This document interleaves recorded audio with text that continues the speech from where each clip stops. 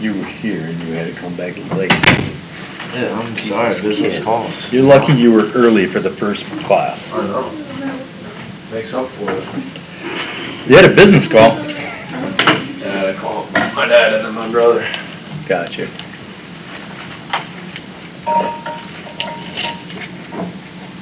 I don't blame you. Gotta do what you gotta do. Okay, we left off last class at IT infrastructures and emerging technologies, blah, blah, blah, right? And I think I also left off at, like, we were talking about the different methods of submitting or transmitting data, et cetera, et cetera. Am I correct? And I know I talked a little bit about ham radios and stuff like that because some people are still using that technology to transfer data. And it was weird because I had that actually come up that later that day, and it's not something I brought up. It's something that came up and I didn't bring it up. And what's funny is something like a ham radio. It's old technology that's sustainable as technology. People are still using it, but it's not sustainable socially. So fewer and fewer people are using it, even though it's still being used by businesses and it's still being used by the military and other various organizations and stuff like that. The general population, they're not getting certifications in it, so they can't do it. They're not learning it, et cetera, et cetera. So, yes. Where's she been? Didn't I say that? I'm not gonna lie, like these chips, I'm eating them and they're kind of loud. Apparently. Oh, gotcha. Yeah, I could hear it from over here. I'm sorry. You're interrupting. Is she interrupting your concentration? No, I'm great. Where is everybody today? I don't know. It's weird. I know some people were athletes and had to go, and I know there are some people that are quarantined because a sweet mate or something got tested and they're, tested positive or what have you.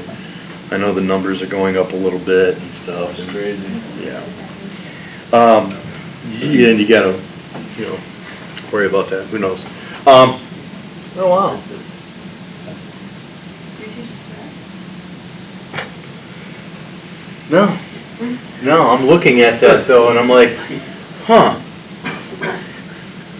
I love stats. I didn't It's even like notice operation management for some reason. I didn't notice it until now. I learned that in statistics though, that little curve thing. I had a class like that last night, but it was in the other room and it was like the same thing. Yeah, that's just I strange. wish I could remember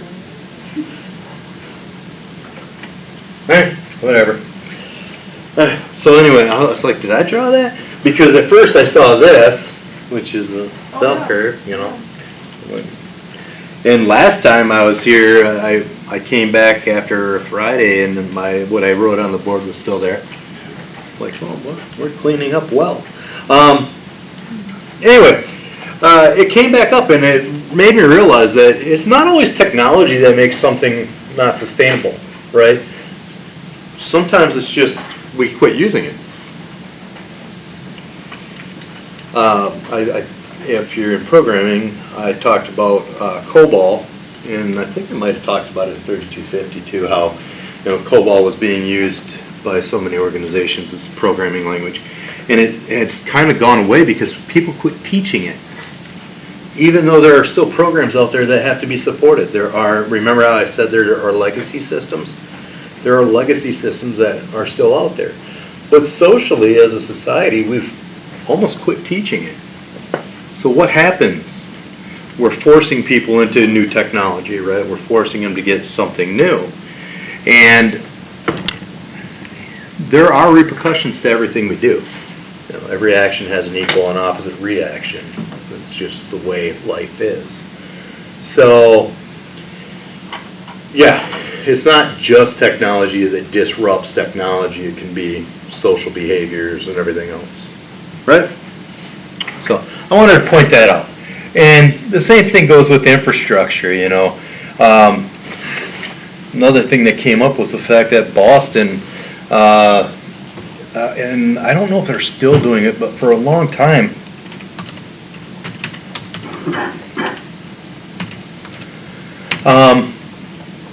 there was a large area in Boston that actually has free Wi-Fi outdoors for the entire area. So you don't have to go into a store or a Starbucks and that. You can be anywhere. You can be attached to their Wi-Fi and do anything you want.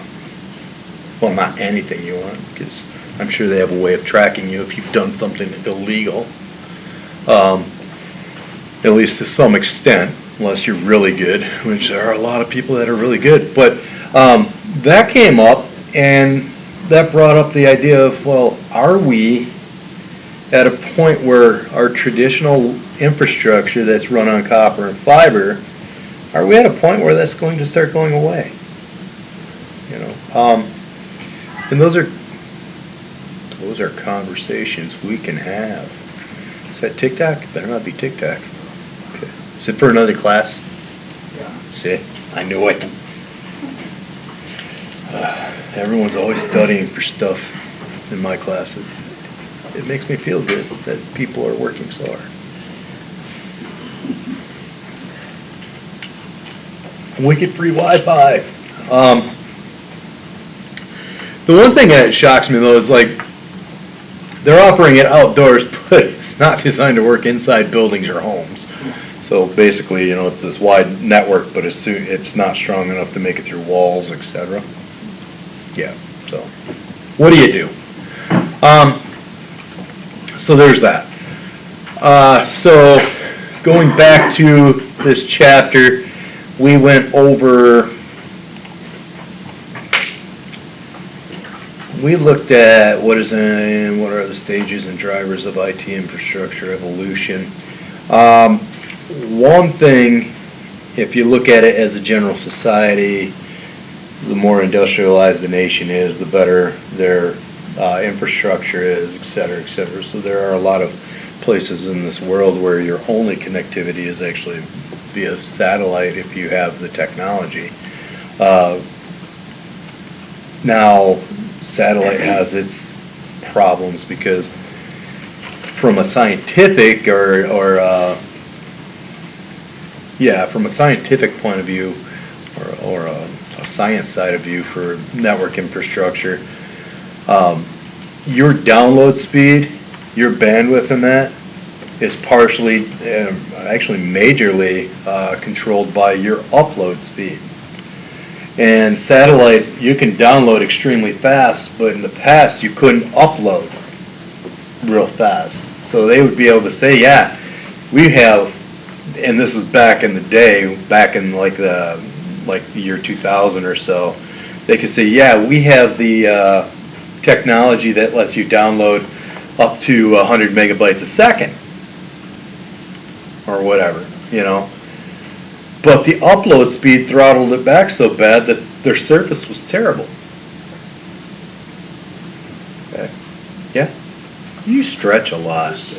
You gotta learn, we gotta teach him different stretching methods. Actually, I would just say our upload speed here is pretty good. Yeah, our upload speed here is pretty good, yeah. So I mean, and it should be for what we actually have. Yeah, it's hard to get higher upload speeds. Yeah. But it's easier to get download speeds. Oh yeah, they'll give you download speeds because it doesn't really affect their bandwidth. Yeah. You know, so that upload speed though is one of the things that they used to, or the download speed is what they trick you with to get you to sign up. The upload speed is what they hit you with. I don't know, I think they let me go out here. What is it, speedtest.org? I was just about to do it. This one. .net or .org? It's done. I I think they use AT&T Enterprise here. Yeah, I think so. Yeah, so that's like pretty good. That's pretty good. So when you run a test, it does pings and that to different places. And you can see that we have extremely fast. I don't know if that's true though. Because it says 123.net South here, Michigan. I don't know. You have to, yeah, you gotta find the correct. Yeah, no, that's through us though. Really? Yeah. Okay. I'm wondering what, Maybe that ne- upload speed's insane. I don't know. well, that makes sense though, because you gotta share this bandwidth with how many people? That's ridiculous. That's 800, that's. Yeah, you should be able to do things really fast here. And one of the problems is, you gotta remember that Northwood has to handle how many people? Number one. Number two, we have to be prepared, especially with COVID right now, to be able to go real-time online, which would really eat up more bandwidth. Right? Because if COVID got bad enough that they said, if the CDC said that colleges should be shutting down or something, we would have to shut our doors and just do real-time online. Well, I don't want that to happen either, but no one's wearing masks and that, so sometimes personal responsibility or personal choice results in negative action or negative reaction, right? So you gotta be careful. So if you're vaccinated and stuff, yeah, you go around and stuff, but if you're not, then you have to make your personal choices, realizing what all the possibilities are that could happen. So if you're willing to sacrifice in that way, then you can behave however you want. So, anyway, I have my masks with me now because if anyone was to tell me that, we had someone sitting here with a mask on, and I made them aware that if it's something they wish for me to do, I will do it. So, what's that? Yes, Malik. He definitely wouldn't say anything though. Yeah, I wish he would though. Yeah, He like doesn't. he's in my philosophy class, and the professor literally has to like drag information out of him, and it's kind of painful to see. Who's that, Harris? Yep, Clifford. I feel bad. He's so sweet. I was like, oh, sweet face. Yeah, I've never talked to him. Well, back to class. It's been 4 weeks and you know me extremely well. Let's get them off on a tangent. We don't have to learn anything. It'll still be on the exam. So anyway, it leads you to think about infrastructure, though, the concept of the wireless everywhere and stuff like that. The concept of cell phones. I've had times where my cell phone on 5G has way more bandwidth available to me at times than my Wi-Fi at home. Can't explain it. You're paying for really good Wi-Fi.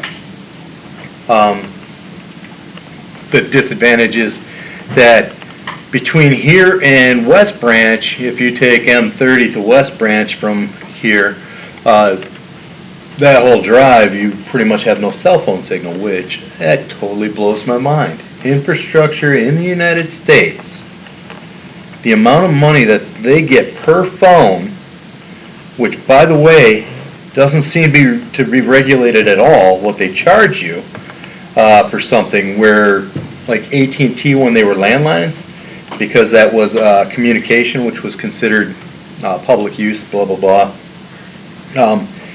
They were held to a lot stricter standards in that, and they actually controlled, because it was a God, why can't I think of the word? It was basically a commodity where you're telling me that you're going to create a high exorbitant cost for the general people in society to communicate. No, we're not going to allow that. But with cell phones, we do. With cell phones, we're allowing you to charge whatever you want. The only thing that's starting to dictate that at all is supply and demand. But what do? They boost up your internet download sometimes. They throttle it back during certain times of the day without telling you, various things like that, so they can support everybody, but they're not investing in the infrastructure that actually can help the rest of society. There is no reason with the technology we have that a storm should be able to knock out everything that it does. One of the things I was looking at, just so you know, that's another example of why ham radio is still a valid thing, because it's used for emergencies. And when you have a hurricane come through and stuff like that, the only infrastructure we have that allows you to communicate, because if it takes out cell phone towers and stuff, you don't have that either, because you have to be within so many miles of a cell phone tower for your phone to work, right? Well, so if it takes out a cell phone tower or anything, all of a sudden, all we have left for communication is stuff like a ham radio. And that allows two-way communication and stuff like that, as long as you're licensed, et cetera, et cetera. Shortwave radio is a way that you can get information, you just can't transmit. And it's a totally different band and everything else. It's all kinds of stuff you have to think about when you're doing this stuff, so do a lot of research. But it's interesting to me, interesting enough that it makes me think about it, the way our infrastructure in the United States is set up, including IT infrastructure.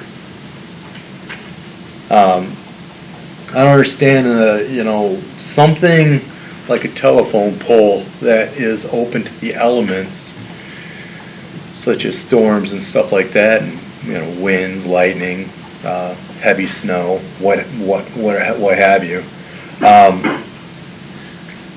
Why can't that just all be buried in the ground? Right? And are there challenges to burying it in the ground? Yeah. But I don't think those challenges outweigh the risk of leaving it above ground. See what I'm saying? So, There's just some like houses that have like their electricity on the ground. yeah. But in this area. Yeah.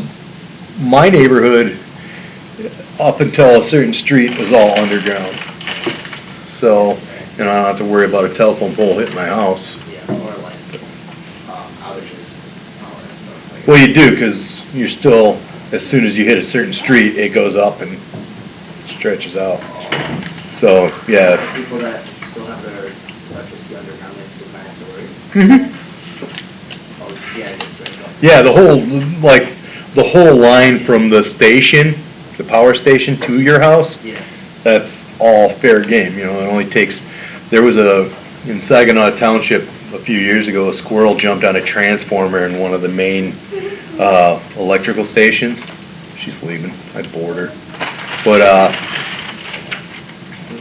so the squirrel jumped in and we were all without power for like 2 days.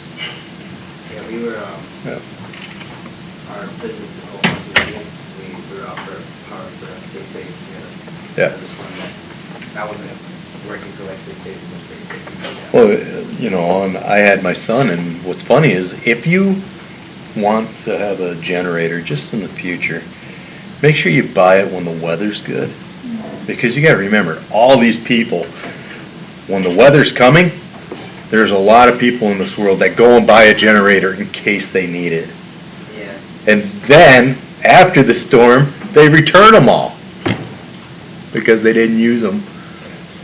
It's like, We didn't want to use it because we were looking up lots, so it's not. yeah. Now, it's like this house I have to wire to my box still, but I had my old house wired and that, so I could just leave it run outside and plug it in and turn the breaker on and the whole house would be powered. They're a mess. They're not a mess. They're not a mess. It just, my one friend has a natural gas where it powers it so it kicks on automatically and stuff. It's interesting. Oh, It's only about $6,000 or so. he puts gas in it? No, it doesn't need to. It's natural gas coming from the ground, just like your stove. So it's actually, Yeah, it's a whole house. Going into it. Yeah, it's a whole house. Yeah, so, yeah. That's a little different story. Uh-huh. That's what I like to do, but this, like, $5,000. Wait, you have that installed in your house? or something? No, a friend of mine does. Oh, I would like to, but it's like $5,000 or $6,000. I don't know if it's really worth it. Oh, it is. Because $5,000 or $6,000 over, well, here was the biggest issue, is if you have a newborn, Okay, yeah, I get that. you gotta keep your house warm, it was winter. Yeah, okay. If it was summer, I don't care, but I had to keep my house warm for my kid. The other thing is it only takes so many power outages of losing a whole freezer full of food, Stuff like that, yeah. you know, so, and then it's just, you know, you can have a phone line work, you can have your cable work, but without power, most of us have no line of communication. And I think that's, you know, that, we bring it right back to class, right? That is part of our infrastructure. If the power goes out, you have no communication. There is a Walmart somewhere that, and I can't remember where it was, but the power went out, they don't have a generator. I'm like, what kind of business that size doesn't have a generator? You know, they can do nothing. They can't sell anything. They still made the workers work. Because, you know, you can have emergency lights that are battery backup and stuff. That's fine, but a generator doesn't power everything. So, at the end of the day, our IT infrastructure is dictated by electricity too, right? I always say that technology is our friend until it isn't. You know, you get so used to it that without it, there's zero productivity anymore. You know, the banking industry back in the day was all paper and everything else, and it wasn't extremely complicated. And if the power went out, they could still do everything. These days, if the power goes up, you're not getting anything done.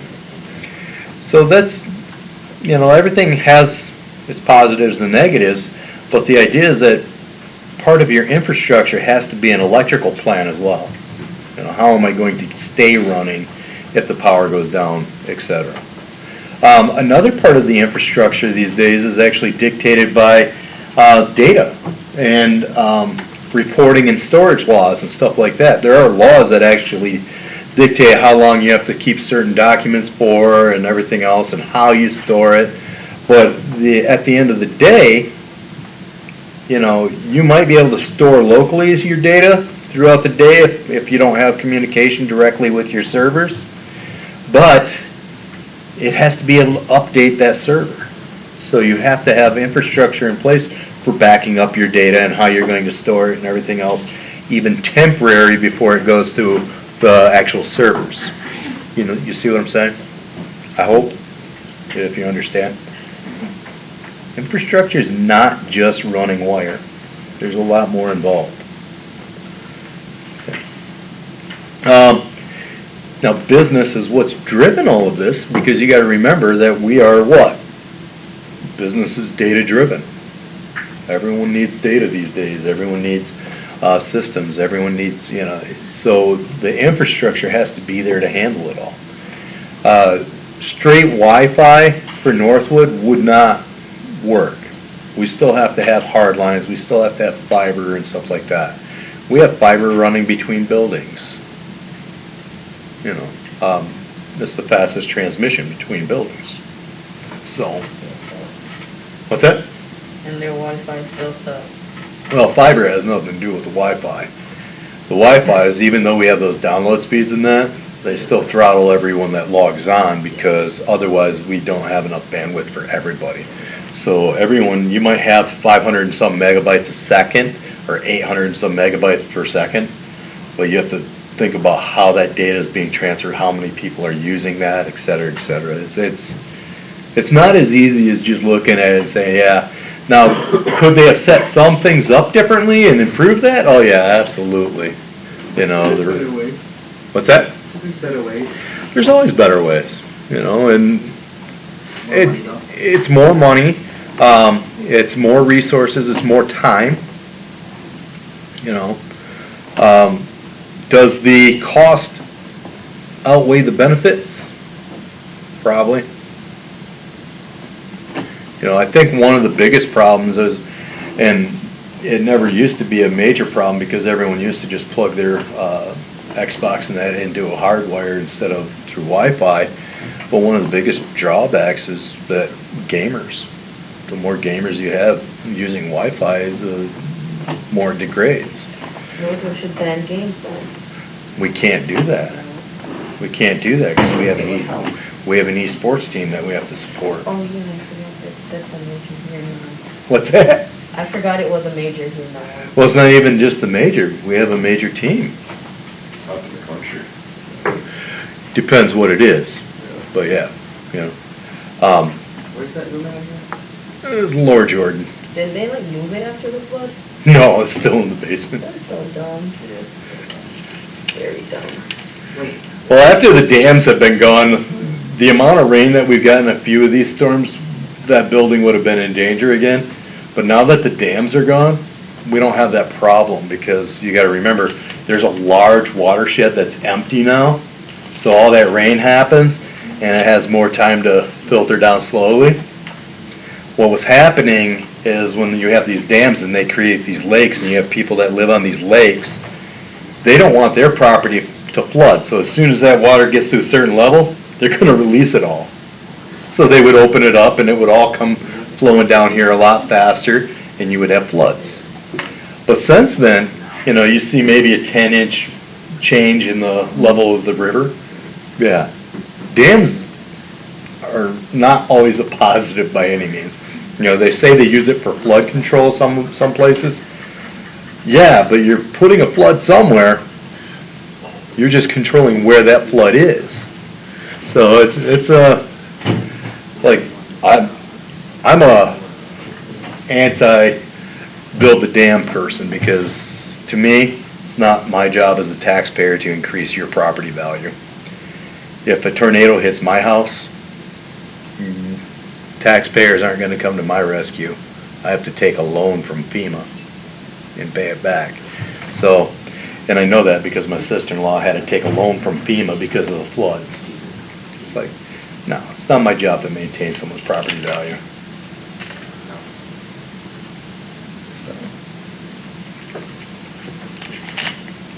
Plus, they forget about all the people downriver that they affect. So, and it's a touchy subject in this area.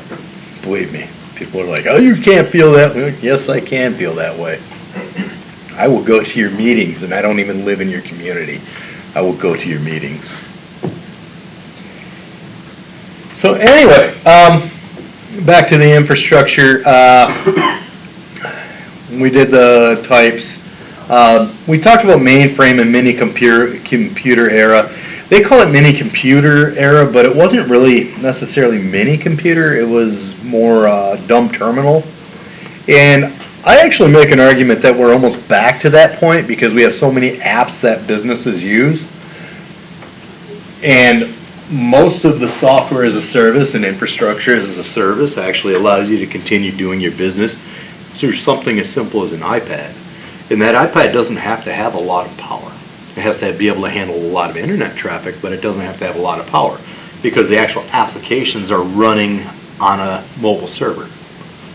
So you only have to transfer some data back and forth. They're the ones that have to crunch it all. So we're back to the concept of dumb terminals. Okay? If Northwood wanted to, and they sort of did because they took everything to Office 365 instead of having to install the full-blown Office on every machine. Okay? So what that did is it took all that computing power and threw it onto Microsoft instead of us.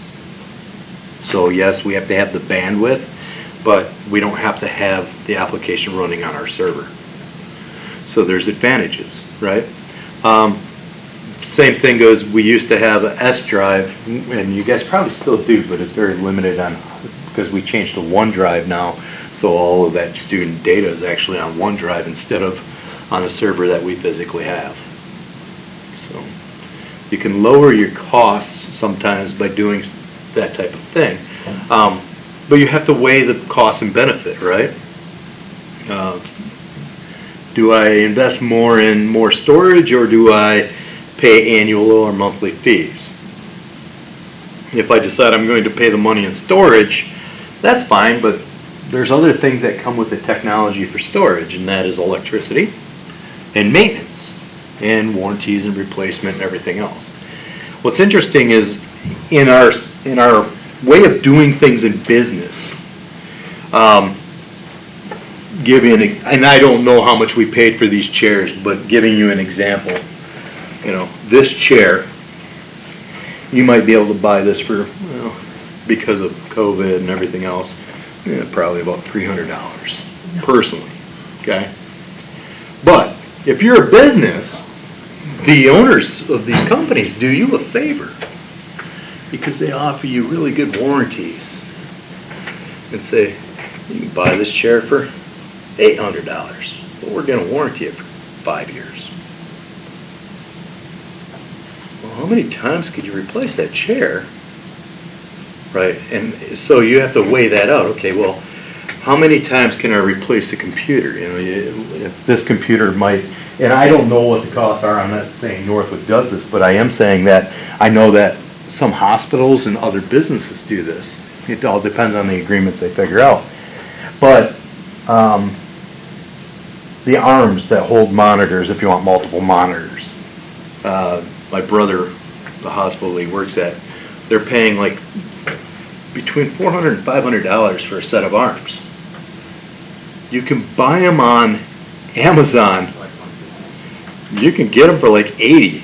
Yeah. And it's like, you know, how often are they going to go bad? Once you set them, they just sit there, right? And I'm like, and he says, yeah, but they come with a warranty and that. I'm like, how do you break them? You don't do anything with them. They sit there. It's not something that has wearable parts. Yeah. So why am I paying that much money just so I have a warranty? And that's the thing, you know, you have to worry about this stuff with IT and infrastructure and everything else. You have to be able to weigh the costs and benefits of doing something remotely or software as a service or something and compare it to what it would cost you to do that if you weren't in that format. Yeah. There are a lot of advantages to doing IT, like infrastructure as a service and stuff, because, you know, I'm not responsible for certain things. There are other advantages. Back in the day, with Microsoft Office or Windows, for instance, well, let's not use Windows.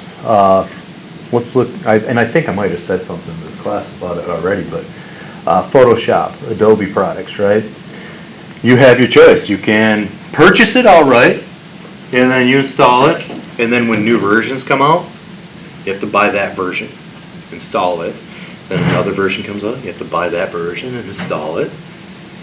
If you're paying for a service, all of those upgrades are included in that service. They're automatically upgraded. Here's the other thing. If you are a small business and you don't have a lot of money, you can invest a little bit of money in infrastructure, and as your business grows, you can keep paying more money for new infrastructure, pay for the upgrades, pay for the maintenance, et cetera, pay for more and more security to, you know, like different firewalls and everything else to secure data, depending on the type of business you have. Or you can go through servers that Google has or Microsoft has or what have you, and you've got to remember something, that if I go through a service like Google or Microsoft, I might be a small business, but I reap the benefits of all those big businesses that those companies have to support. If there's a new virus out there, Microsoft or Google, they're going to figure out how to prevent that virus, and they're going to be protecting everyone, not just those big companies. Netflix, I don't know if it's still this way, but Netflix was storing all of their movies on Amazon servers. They rented space from Amazon. This is part of infrastructure, right? Why would they do that? They have a good system. They have a very good system. And they have a very good system because when they first opened, the first Christmas that they were open, their servers in that crashed so bad they didn't have enough bandwidth to handle all of the sales in that. Things weren't making it to people for Christmas and that. They had all kinds of returns and customer complaints and stuff.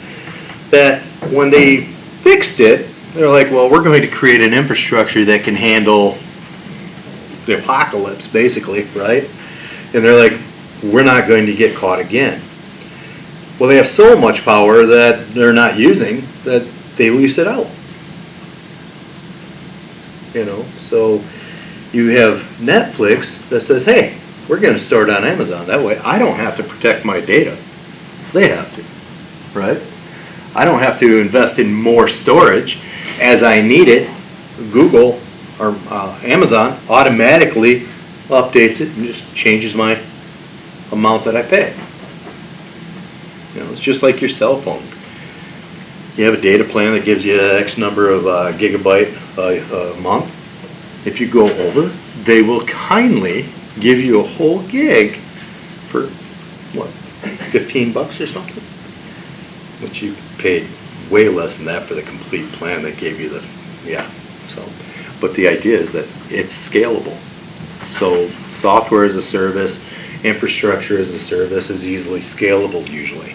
So as your business grows, so does it. Okay. So, yeah. Oh, don't want to fall. That could hurt. So anyway, God, personal computer era. I told you about my experience with these wonderful computers. I don't have to go down that again. Scary though. Every time you wanted to play a game, if you didn't have a tape drive, you had to type all the code in again. And that was just for basic text games. Like, guess this number. We're not there anymore, thank God. When you played it back, you know, you get that sound. I hear bands that sound like that. So anyway, they talk about Moore's Law in here and all that good stuff, which we've talked about a little bit. You know, the number of transistors and processing power and that, it's almost exponential in nature. Not quite, but it kind of seems that way. Law of mass, if you look at what they charge for storage, years and years and years ago for the general consumer, storage was expensive. You know, you were talking, back in this realm here, 1980-ish to 1990-ish, it was actually expensive as a personal computer owner. But as far as a business, you know, they had platters that were keeping track of data, and platters were actually cheap comparatively. Things have changed. Data storage that's the amount of data per dollar. So I get a lot more data for the dollar these days than I did back then. But even like the size of storage, you know, the amount of storage in a micro SD card, having 256 gig of storage. Some of them are up to a terabyte now, and it's, you know, what, a quarter the size of a stamp? That's nuts. You're talking my first hard drive?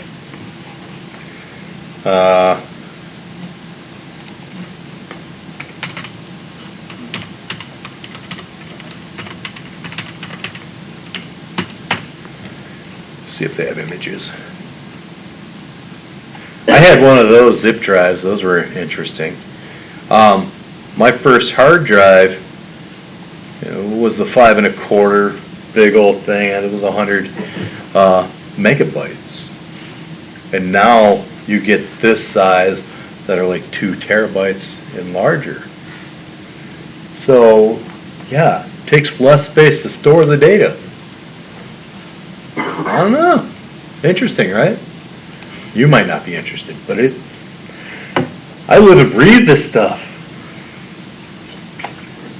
I don't know if that makes me sick or normal. So there's that. What's funny is they say that there's a decline in communication costs, and I think one of the declines, I don't think it's just internet cost. Maybe it is. Because I'm thinking, you know, if you're taking into consideration all communication costs, internet has done another thing for us internet has done something for us that no other communication is done. And that was, when I was a kid, you were paying 25 cents a minute to call a different state. You know, and now you can do it on your phone for just your monthly fee. If I was in a foreign country, you know, there are plans that you can pay for beforehand, so you don't pay any extra. So, you know, that voice is data because it's going across the internet now. It's digital. So that's one thing. So the communication cost goes down, but that doesn't mean necessarily that the cost of service is going down, right?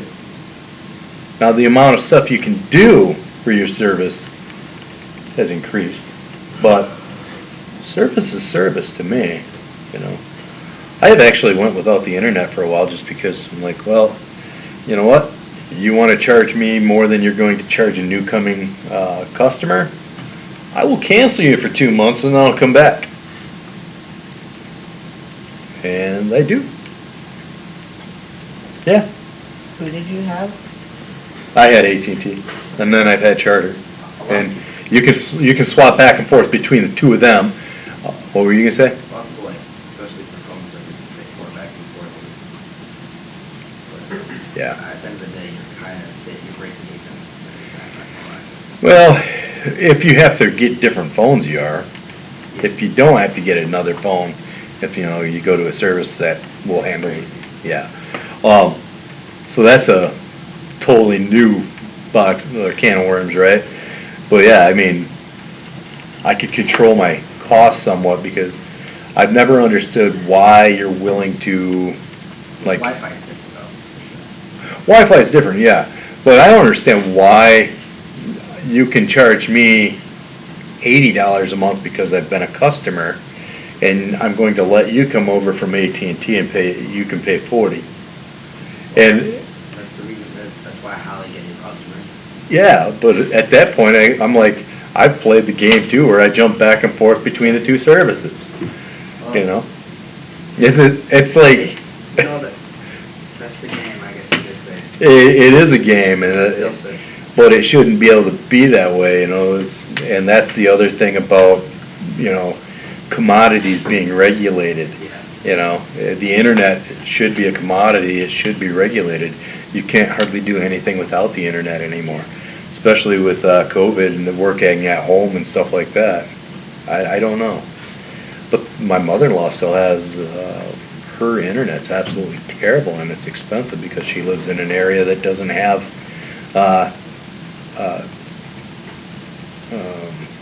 Services, what company? yeah, it doesn't have good services. I don't remember what her service is. Probably Verizon. Oh, no, not cell phone. I'm talking about Oh. like in-home internet is terrible. And we pay for it every year, and its bandwidth barely can stream a movie. And that's at like SD, not HD. I don't think it could do HD. But the idea is that there are areas of the United States still that do not have the infrastructure to support it, which totally blows my mind for what we pay. Like I said about cell phones, there is no reason I shouldn't be able to go anywhere in the United States and not have a cell phone signal for the amount of money that we pay and invest in infrastructure and everything else. I find it extremely funny because, like, being back home, you would think that there's like everything here is like perfect. Even when we had like blackout on campus for like the first time, I was like telling my mom, and she was like, "Are you serious?" Yeah, I'm like, "Yeah." yeah. You No, never see them there's like parts, that. there's parts like when the power goes out, you're up a creek. It's like, yeah. But I know at M30 and 20, when the one storm came through, it knocked the power out. So the stoplight between two different highways was out. You know how many people don't understand that that's a four-way stop? Yeah. There's a lot. Yeah, it becomes a four-way stop if there's no light and no sign, and people forget that. I'm a firm believer that everyone just is off to themselves these days pretty much because the things you see people do in cars. Just, are you kidding me? What's wrong with you? The whole concept, here's another tangent, I guess, but this is actually a good one. If I'm driving this direction and, let's go back here. You're driving this direction and there is a car right here, you're supposed to stop and wait for the traffic going the opposite direction to clear before you go around that vehicle. People don't do that. They just, I'm like, you know how many head-ons I've almost had because people don't do that? If I had a safer car, I would just do it. I'd just be like, okay, I'm going. I've had someone come directly at me. Yeah, yeah. They don't, Craziest, you know, they need to actually adhere to the laws of traffic. And something happened the other day to me that just totally blew my mind. It should be illegal to park on both sides of the road and leave just enough room for one car. And when I say just enough room, we're talking mirror to mirror, right? Yeah. No. People, when it comes to driving, it's just scary. Like, good Lord. But that goes back to infrastructure too, because if the power goes out and people don't know what to do with their lives, yeah, it's another problem. So anyway, interesting nonetheless.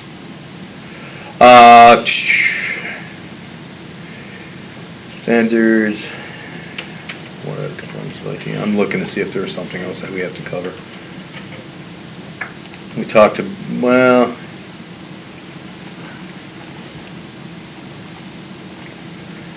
I'm trying to think. Yeah. Okay, so they're talking about operating system platforms. You used to have what? You used to have DOS, and then you had DOS and Windows. Then you had DOS, Windows, and Mac OS. Then now we have all these other platforms. And what I always say, because now you can write an app that works on an iPhone, and you can write an app that works only on a Android, and you can write an app that only works on a PC or a Mac. If you want to hit everybody, you have to write an app that's a web app that operates through browsers. That's actually the most efficient and cost-effective way of creating an application, just so you know. So operating system platforms, even though it seems like something minor to know as far as MIS is related, that's actually a pretty major concept, is determining, well, are you purposely wanting to be proprietary to a specific operating system? Because if you're not, if you're trying to reach the most people, then you have to do something else. It's less expensive to go with a web application as opposed to those others, because you almost have to develop it twice or 3 times or 4 times. Okay. As far as programming goes. ERP, we'll learn all kinds of stuff about that. That's just literally taking one system, tying all the functional areas of the business together under one system. There's a whole class in that. We don't have to spend a lot of time on that. But it builds efficiency, effectiveness, productivity. It improves productivity, it improves communication, it improves accuracy and consistency of data. So, okay. Not saying it's not an important topic, but it's not one we have to spend a lot of time on, because if you're an MIS major, an OPS major, cybersecurity might not actually take that class. Cybersecurity management does, I think. But you will get a whole class in that. So, then we talk about this consulting system and system integration services.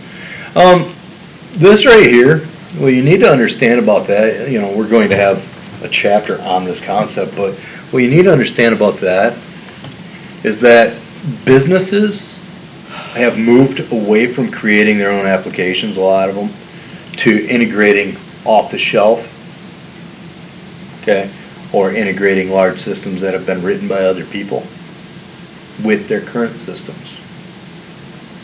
Integration has become a big deal. It used to be that each business was hiring programmers and that to develop applications and stuff, or hiring a firm to develop an application specifically for them.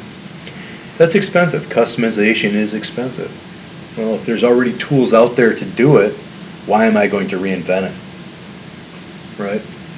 So, system integration is important, and a lot of times consultants are hired to do one of two things. You're either managing a project to create an application or piece of technology, or you're managing a project to integrate another piece of technology into the existing system. Not hard. These chapters aren't difficult. They're just, No. yeah, it just takes you a little bit of reading in that, and you start thinking about it. And I always say, this is an intro class, so you take things in its simplest form, and you don't necessarily read into it. As time goes, you'll start comparing and looking at how things work together and so on. Okay. I'm so glad you guys all agree. I think I'm just about done with you, aren't I? You're hoping I'm just about done with you. I am just about done with you, aren't I? Probably. We'll talk about it. So anyway, that was, what chapter was that? That was chapter 5, right? Chapter 6, Foundations of Business Intelligence. We will do that next class. But think about what the difference is between a thought and intelligence. I like to say, there's a difference between being educated and being smart. Okay? I'm very educated. Sometimes I'm not very smart. I always say that education is just a bunch of knowledge that you know. Smart is being able to apply that knowledge and share that knowledge.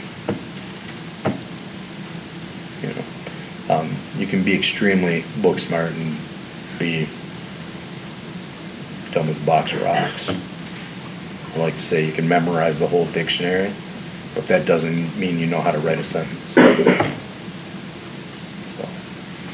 And that comes into play when we look at business intelligence, because you're storing data and we have to do something with that data. Otherwise, all you have is a book of definitions.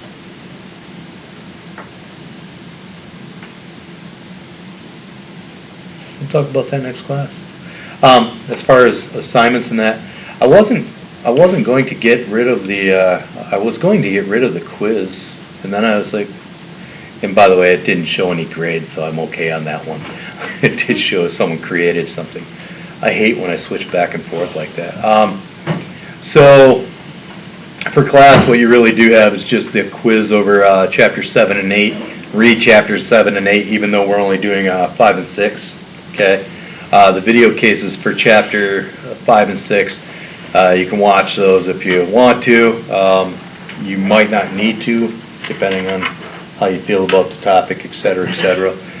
There was a midterm exam that was being talked about in this list. That's not happening. The last time I taught this class, what's that? I did not appreciate that. Well, it's not happening this I week. almost cried. It's happening in a couple weeks. Well, if I make someone cry, I don't know how that makes me feel. Sometimes I laugh, and sometimes I'm like, oh, I'm sorry. If you ever start like crying in your class, you can laugh. What's a digital subscriber line? DSL? No. Digital subscriber line? Yeah. What? That's not DSL? Oh, that is DSL, yeah. Yeah. That was, I don't think that's current, is it? I think that's past technology.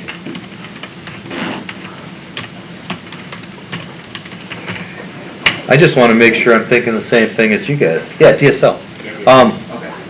Yeah, it's DSL, and what it was just taking multiple phone lines, tying them together, or it was a way of getting more bandwidth back in the day. It's not really used these days because technology is actually faster than what you would get on a typical phone line. So like operating over existing phone lines, very voice of data and radios.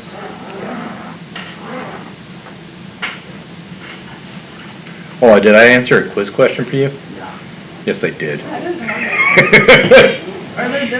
Are there different like questions for each of these? No, they're in random order though. I think I got that question. That's the only one I really did. Actually, you know what? They might be.